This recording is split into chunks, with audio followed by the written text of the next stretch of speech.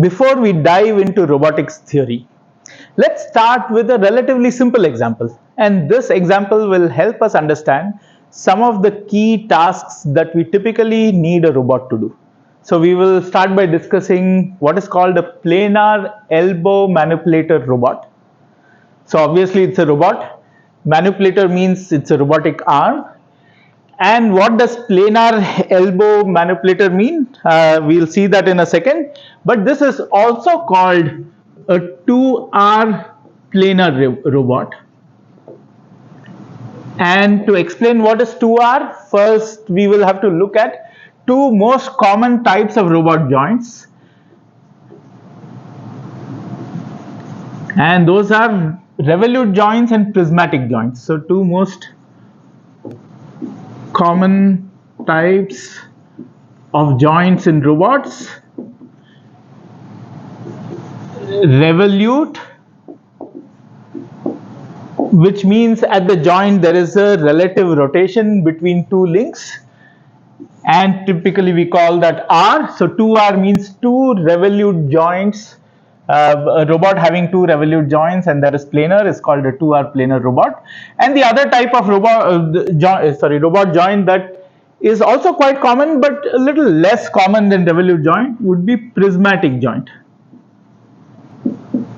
And this we refer to with the alphabet P. Prismatic joint means there's a relative extension or compression between two links. So two links sliding over one another, or two links moving away from each other in a linear fashion would be a prismatic joint.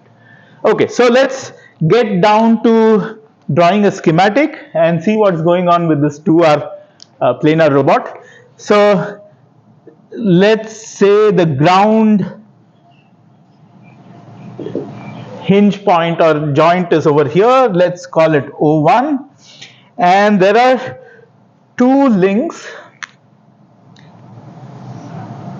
First link I'm drawing over here, and then there is a second link that I'm drawing over here. And these, let's say, have link lengths L1 and L2. They are simply the lengths of these links. And the first joint is O1, the second joint is O2, and these are both hinge joints or revolute joints. So we have seen this in basic mechanics courses. But here, when you're talking about a robot, you would actually have a motor sitting at each of these joints that makes it rotate, right? So there's a motor at O1, and that's a revolute joint, and there's another motor at O2, and that's a second revolute joint. Now we also have to now define angles. So the first angle, let's call it Q1, and the angle of the second link, let's call it Q2. And there's one point here to note which can be confusing, and when you go to the hardware, you will see that it does make a difference how you define this. And that point is the convention of the second angle. This angle is defined relative to a horizontal which is inertially fixed, right?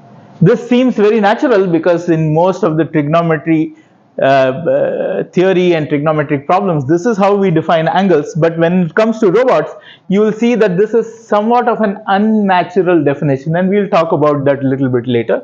At the moment, we don't need to worry about it. So Q1, Q2, and in different textbooks, different resources, of course, you will have different alphabets. Sometimes you would call them theta 1, theta 2. Sometimes you would even see P1, P2, but Q1, Q2 or Qs are by far the most common notation used for robot joint angles.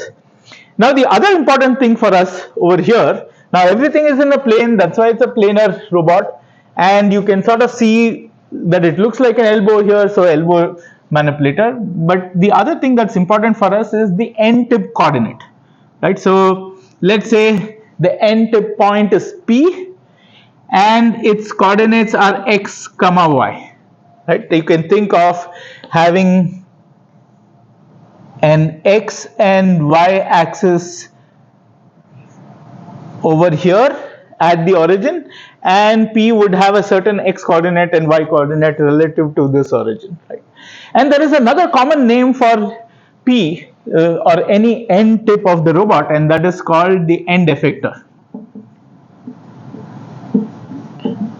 So end effector of a robot, sometimes it is called EE, and if we just say XY coordinates of a robot, we typically mean the coordinates of the end effector. So Q1, Q2 are joint angles, and as I said, we have defined them as absolute angles, angles relative to an absolute horizontal. And with this framework, let's define three very simple tasks that we want this robot to do, right? So there are three tasks.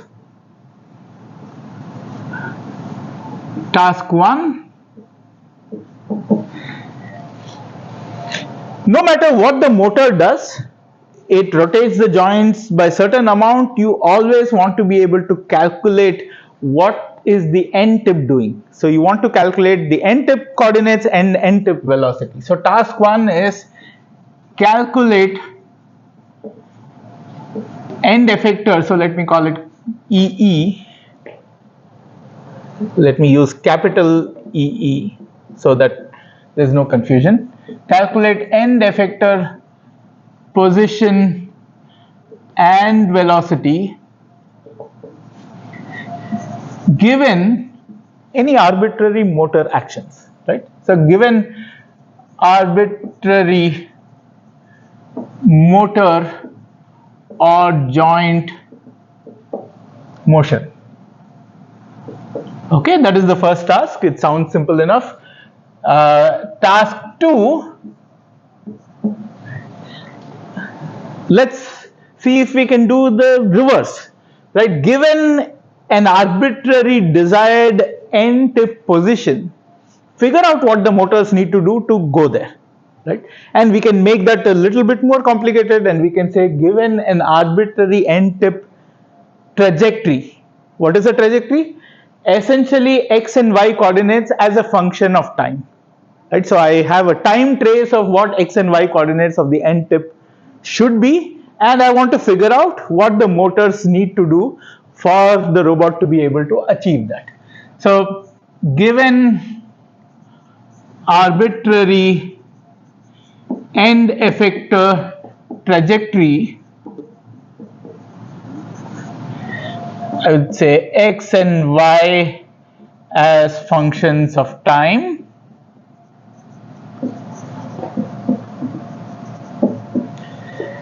You want to be able to calculate required motor or joint motion.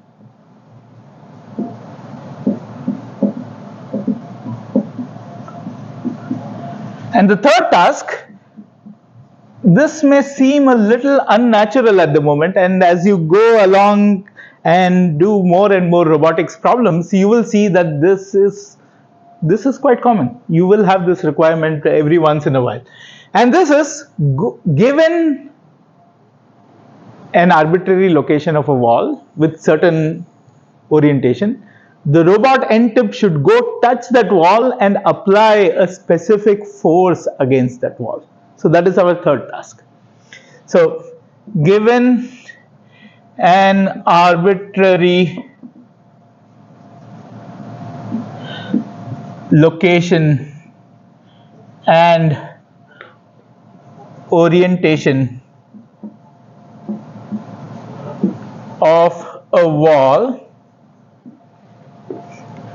make the robot reach the wall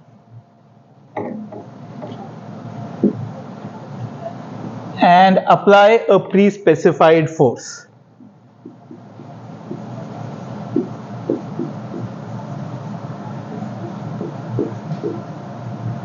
Or to keep it simpler, let me say apply a prescribed force. Now to do this, we will start with the assumption that the motors have the capability to provide any arbitrary angle or any arbitrary torque, right? So if we want a certain angle, we will at this moment assume that the motor will be able to give us that angle. We will not worry about how the motor achieves that rotation. And likewise, if we want a certain torque at each of these joints, at the moment we will assume that the motors can give me whatever torques I want, right? And later on, when we get into control and other aspects, we will see how to get the motor to achieve a certain angle or a certain torque. But at the moment, we will assume that is possible. So assume motors have the ability to provide any desired angles Q1, Q2 or torques tau 1, tau 2. Now why would we ever need torques? As you can imagine, in task 3 we want to apply a force against the wall, and for that you can imagine that you will not start to think about what kind of torques will be needed at the joints to apply that force. Okay, before we go further, now these 3 tasks have they are relatively simple for this example, but they give you an idea of the kind of tasks that you will ask a typical robot to do. And we will not develop general theory at this moment. We will just see how to solve these 3 tasks with this particular example. But later on, you will see for each of these, we will develop a general robotics theory that you can apply to any robot. Okay, so before we go further, now let's go to the robot and let's have a look at some of these things in a little bit more detail.